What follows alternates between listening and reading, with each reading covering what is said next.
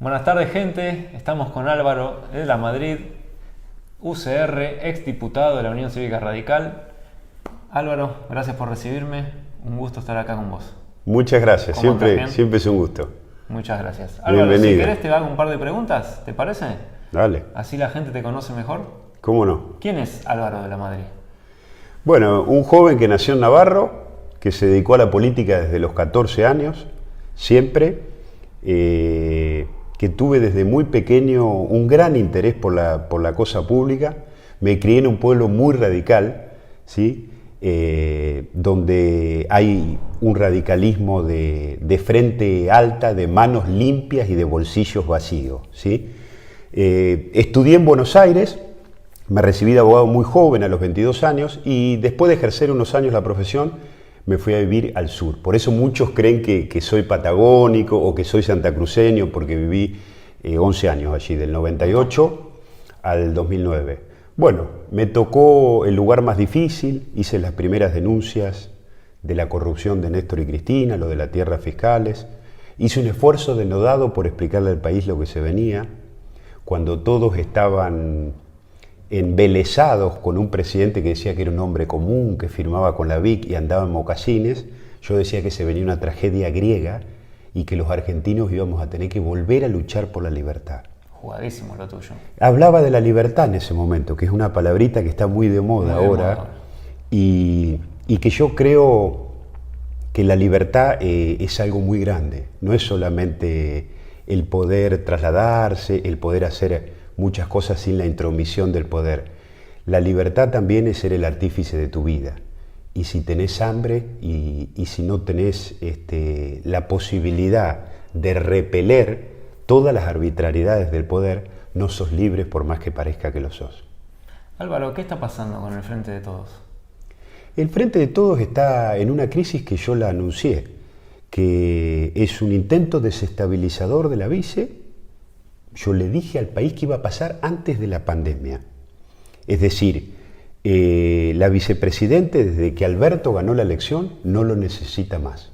Se escondió atrás de él para que no le pasara lo que le pasó a Menem en el 2003, que perdía sí o sí en el balotaje. Ella sabía que ganaba en primera vuelta, pero en todas las hipótesis perdía en el balotaje. Entonces se escondió detrás de Alberto Fernández. Yo decía, mirá, en aquel momento que a ella le fue bien con la estrategia, pero eso iba a ser ruinoso para el país. Y ese proceso de canibalismo del kirchnerismo con los propios es un proceso que era indetenible e irreversible e iba a suceder. Porque le conté a los argentinos que los Kirchner lo hicieron en Santa Cruz antes con 3 gobernadores, que ellos pusieron y después lo sacaron, Acevedo, Sancho y Peralta, y 3 intendentes, Aburto, Villafañe y Cantín. Esto iba a pasar, el país está en vilo, el país está parado y los dos son los responsables de eso. ¿Dónde vamos a terminar, Álvaro? Bueno, estamos en una crisis de gobernabilidad que ahora Cristina le sumó el vacío legislativo y la violencia para hacer el último ataque sobre el presidente y desgastarlo. El presidente no es víctima ni inocente. Fue un irresponsable, un absoluto irresponsable, porque su deseo de ser presidente le ganó sabiendo que no iba a poder gobernar y que no iba a controlar el Congreso y que esto le iba a pasar. Entonces los dos son responsables de la degradación que ha significado que celebraron un pacto mafioso de impunidad en beneficio de los dos. Uno para liberarse de las cuestiones pendientes con la justicia y otro para ser presidente cuando no se lo imaginaba ni lo merecía. ¿No te da miedo hablar mal de ellos? No, porque yo desde mucho tiempo atrás, es muy buena la pregunta que me haces, desde Santa Cruz, mira, yo viví amenazado, viví experiencias que yo creo que pocos mortales pueden decir que han pasado por una cosa así. Yo durante mucho tiempo, mi mayor objetivo diario era llegar vivo a la noche. Entonces, si yo te lo digo así, imagínate que eso a uno lo convierte en una persona especial. Yo hace muchos años, cuando vivía en Santa Cruz y me tocó denunciar la compra de los terrenos fiscales, toda esa corrupción, fui víctima de un ataque despiadado del poder, pero que no estaban los reflectores ni en un dirigente que no era tan conocido, ni en lo que pasaba en la provincia, y y la pasé muy mal. Pero en ese tiempo tuve que tomar una decisión que la pude sostener, pero me costó muchísimo. En mi vida personal, en mi vida familiar, momentos muy duros que no se les deseo a nadie, yo tuve que tomar la decisión de enfrentar a un poder omnipotente y omnipresente y asumir lo que podían ser esas consecuencias. Hay un libro de Gonzalo Sánchez que se llama Calafate, El paraíso perdido en la década ganada, sí, que es un gran periodista y que nos hemos hecho casi amigos, que conoce la Patagonia y que si vos lo lees, el libro explica cómo los Kirchner se hicieron de Santa Cruz, porque no tenían nada, pero en realidad lo cuenta como un thriller policial de mi vida, cómo una persona iba enfrentando toda esa corrupción en una situación de disparidad, casi de Hollywood, de FBI, un dirigente político, pero más que nada casi un ciudadano, luchando contra todo el poder de la Argentina cuando nadie se animaba a estornudarle ni a soplarle a los Kirchner. Y la gente lo sabe a eso. Por eso que hoy tengo mucha experiencia sobre lo que viene. Yo siempre digo que el que sabe del pasado, sabe del porvenir, ¿sí? Porque en el pasado, cuando vos mirás para atrás, vas a encontrar muchos elementos para predecir qué es lo que puede pasar. Esto ha sido siempre así en la historia y yo lo tengo muy presente. Álvaro, hay una frase que leo muchas veces, la leí en Twitter y en otras redes, que dice: el gobierno de Néstor fue muy bueno hasta que se kirchnerizó. ¿Qué interpretas por eso? No, bueno, eso es como decir hasta que mostró su peor cara, hasta que se corrió el velo, mostró el hacha.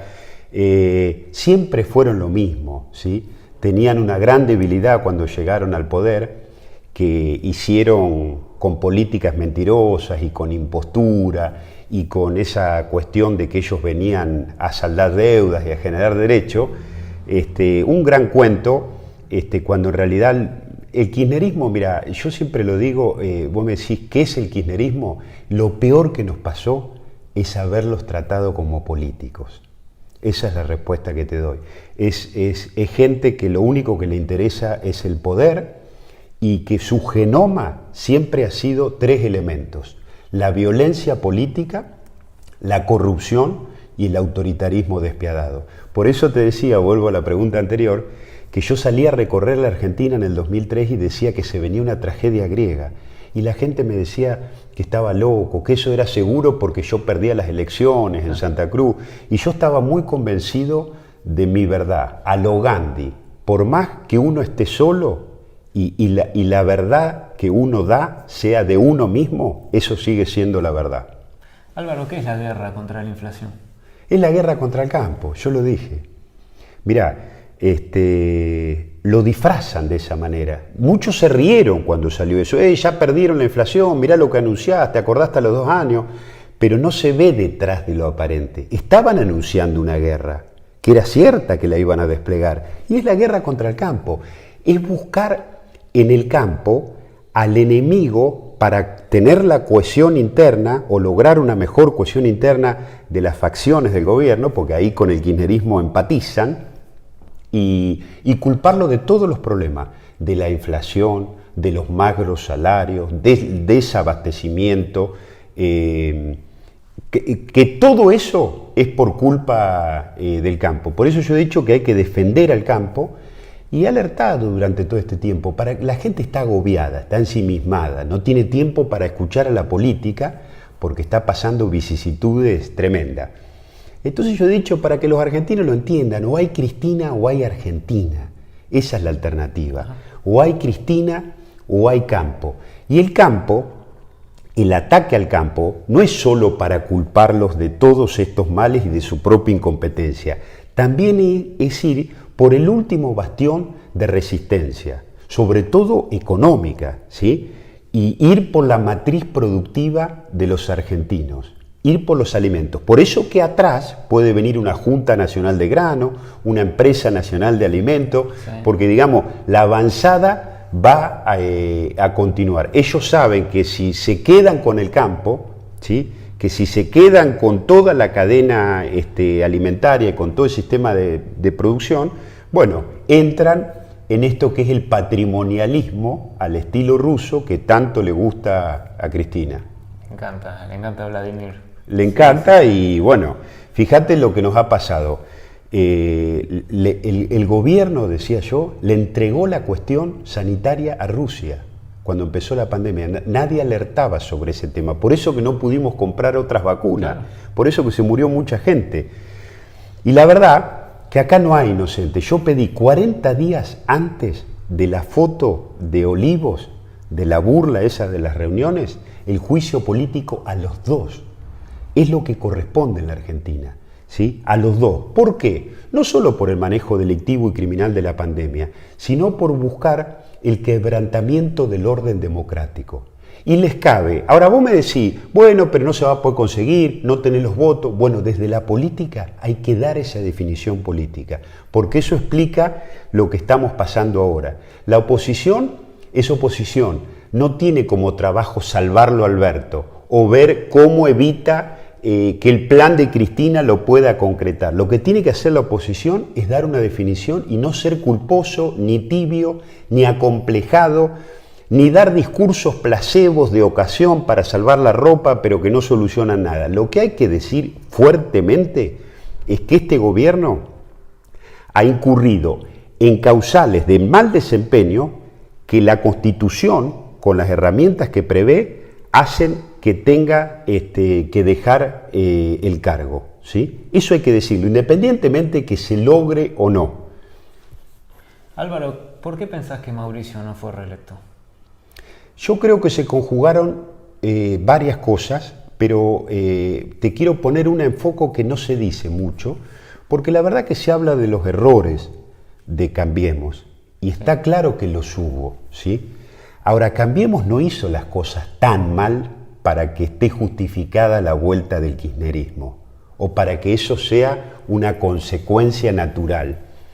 Hay un elemento que a veces se soslaya y que tiene que ver con qué va a ser Cambiemos para adelante. Fíjate qué interesante, que es Massa, ¿sí? Juntos por el Cambio no perdió solamente por los errores propios o por los errores no forzados, perdió por lo que hizo Massa, y eso nos tenemos que acordar. Por eso que uno dice, yo he creado un nuevo espacio político que no es un partido, es simplemente dentro de Juntos por el Cambio, que se llama Recambio, para fortalecer Juntos por el Cambio, para que no pierda el rumbo correcto. No puede ser que hay muchos dirigentes en Juntos por el Cambio que quieren traer a los arrepentidos o despechados de Cristina, que son los que le propiciaron la derrota a Cambiemos, ¿sí? Y concretamente, como hablé de Massa, lo nombro, es Massa y hay muchos Massas detrás. Entonces, esto no puede pasar. Lo que yo vengo planteando con mucha fuerza es que nosotros no se trata de ganar una elección, se trata de cambiar la Argentina y que esa tarea no se termina justamente ganando una elección. Es tal vez el comienzo. Por eso que uno va a dar la pelea interna para influir, para incidir y para lograr que ese rumbo correcto de la oposición no se pierda, porque si no, ese triunfo electoral, en el caso de que suceda, y todos trabajamos para eso, no va a servir de nada. Y por eso que además, como quiero trabajar para concretar esos desafíos, voy a recorrer mucho la provincia de Buenos Aires, me voy a centrar en la provincia de Buenos Aires, porque tengo claro, conociendo tanto al kirchnerismo y habiéndolos enfrentado en Santa Cruz, que hay que enfrentarlos en la provincia de Buenos Aires, que en la provincia de Buenos Aires se juega el futuro de la Argentina, que este no puede ser más un lugar donde el kirchnerismo lo usa como guarida para seguir desestabilizando si pierde o para seguir teniendo preponderancia política. La batalla hay que darla en la provincia de Buenos Aires porque allí se le pone fin al ciclo del kirchnerismo en la política. ¿Querés ser candidato o ya tenés tu candidato? Mirá, me lo han preguntado, yo voy a caminar la provincia de Buenos Aires, no lo descarto. Yo voy a estar en el lugar donde sea más útil para terminar con el ciclo del kirchnerismo en el poder. Y la provincia de Buenos Aires es un lugar que conozco, yo soy nacido en la provincia de Buenos Aires, así que no lo descarto. Uno no está peleando solamente por una posición personal. Yo siempre he trabajado por la Argentina. Por eso te digo que hay que dar dos peleas. Y las dos son en simultáneo a la vez. Para afuera, para terminar con el kirchnerismo. Y para adentro, para que Juntos por el Cambio no se tiente a querer creer que el objetivo es ganar una elección. Por eso que planteo con mucha claridad la unidad, porque todos hablan de juntos, ¿sí? Vamos juntos, estamos juntos, vengan todos que estamos juntos. ¿Juntos para qué? ¿Sí? Por eso yo digo, no hay juntos sin cambio, ¿sí? Esto es muy importante. Y la unidad no es el objetivo. La unidad es una herramienta. ¿Para qué? Para asegurar que se puedan hacer esos cambios, para salvar el país, para rescatarlo, para cambiar la Argentina para siempre, para que no haya vuelta atrás. Esa unidad tiene que ser un músculo para que haya boleta única, para que haya reforma sindical, para que haya ficha limpia, una nueva ley de coparticipación federal, una reforma laboral, fiscal, para que tengamos defensor del pueblo. Ahora, si no vamos a hacer eso, la unidad no sirve para nada, ¿sí? Y hay algunos, en Juntos por el Cambio, que te dicen, si estamos juntos y somos muchos, ya está. ¿Vos crees que no? Yo creo que eso no alcanza, ¿sí? Por lo menos para lo que yo creo que hay que hacer o para la Argentina nueva que tenemos que gestar, ¿sí? ¿Qué opinas de Javier Milei? Mira, yo creo que Milei congenió tres cosas que hicieron que le fuera muy bien. Participó de una elección legislativa. Vos fijate que él no jugó a presidente, pudiendo haberlo sido, como fue Esper. La dejó pasar, se guardó para el turno legislativo y pudo conciliar dos cosas muy importantes, que son esa famosa cruzada por la libertad en un contexto de encierro, donde la libertad tenía otra significación, Sí. y por otro lado, ser el catalizador de una gran bronca. Entonces, todo ese cóctel hizo que le fuera bien. Yo no lo denosto, tiene posiciones que yo no comparto, algunas de ellas, pero no lo denosto porque también hay una falta de respuesta de la política que origina que esos espacios crezcan, ¿sí? Cuando la política no hace política o no da respuestas, siempre se va a la búsqueda de otras alternativas. Te lo digo de otra manera, cuando la política funciona y cuando la oposición anda bien, no se buscan otras oposiciones. Pero hay una paradoja en la Argentina, por eso que uno plantea muy dura la posición contra el gobierno, que es la que ha sostenido durante 25 años. Yo tengo muchos años de hechos y de acciones concretas en defensa de las ideas que pregono, ¿sí? No como otros. Ahora, te lo digo sinceramente, sin que esto suene a sorna, ¿sí? O a chicana. Algo no está bien en la oposición si la oposición al kirchnerismo es Milei y la propia Cristina. ¿Patricia u Horacio? Patricia, yo me llevo mejor con Patricia y comparto más sus pensamientos sobre la Argentina que viene. ¿Qué harías con 16 millones de pesos, que son los que se gastó Cristina en viajes al sur? Te agrego de la pregunta anterior que me quedó. También creo que el radicalismo tiene muy buenos candidatos y me gusta Alfredo Cornejo. Bueno, esa pregunta que me haces sobre los 16 millones, cuántas cosas, ¿no? Pero uno tiene que elegir uno y te la voy a tomar, te voy a dar una respuesta a una pregunta concreta que dar una respuesta concreta. Yo lo que hubiese hecho es poner esa plata en reforzar los comedores escolares de la provincia de Buenos Aires. Lo que ha hecho Kicillof en materia educativa es imperdonable.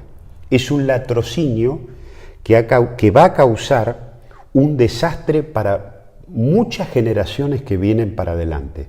Porque además de cerrar las escuelas de manera inaudita, en un lugar muy sensible como lo es la provincia de Buenos Aires, cerró los comedores escolares. Sí.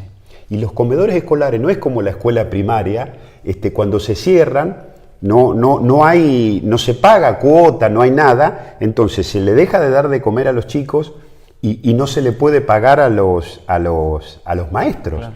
Porque en la primaria y en la secundaria el Estado sí tiene partidas para eso, ni que hablar los privados.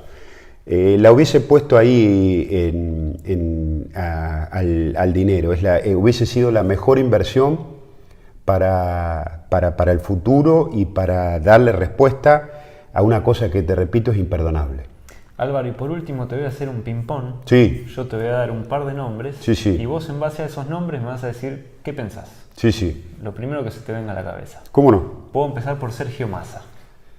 El envilecimiento de la política. Alfredo Cornejo. Un hacedor, un gran gobernador y un presidenciable. Horacio Rodríguez Larreta.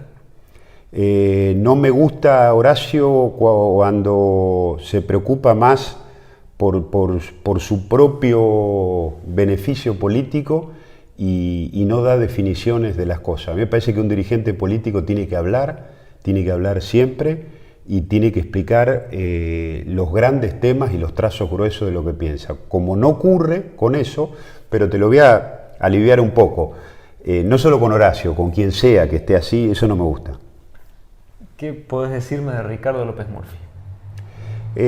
Tengo un gran afecto por Ricardo, pero porque me parece un hombre preparado y una persona honesta y de convicciones. Yo le valoré mucho el voto en contra que hizo en el acuerdo con el fondo. Yo me manifesté en el mismo sentido. Y lo valoré porque eso me parece que hace bien a la política. Y yo sé lo que significa eso, porque fui el único diputado que votó en contra de las sesiones virtuales, porque había dicho que eso era una trampa para inoperativizar el Congreso, y fui, junto con Fernando Iglesias, los únicos dos que nos opusimos a la prórroga de las elecciones, porque dijimos que eso era para ganar tiempo, no para cuidar a los votantes y para hacer el plan Platita, que en definitiva todos los habla, pero el plan Platita pudo venir por la postergación de las elecciones. Entonces le valoro esa actitud que tuvo votando por lo que él cree. Hacen falta más dirigentes que se animen a hacer eso, y por eso te ponía